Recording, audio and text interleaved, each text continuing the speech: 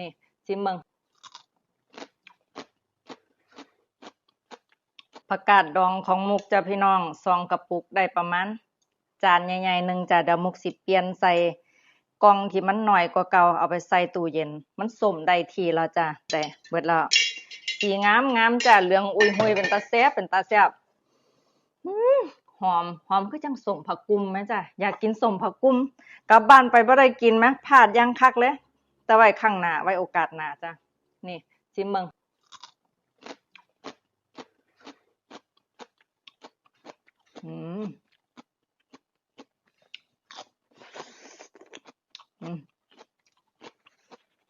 กระเด็นยังแซ่บมื้อเจ้าลองไปเฮ็ดเบิ่งวิธีทำมุกลงไปแล้วอันเดี๋ยวบ่พอขออีกอันนึงไปจิ้มน้ำพริกแซ่บหลาย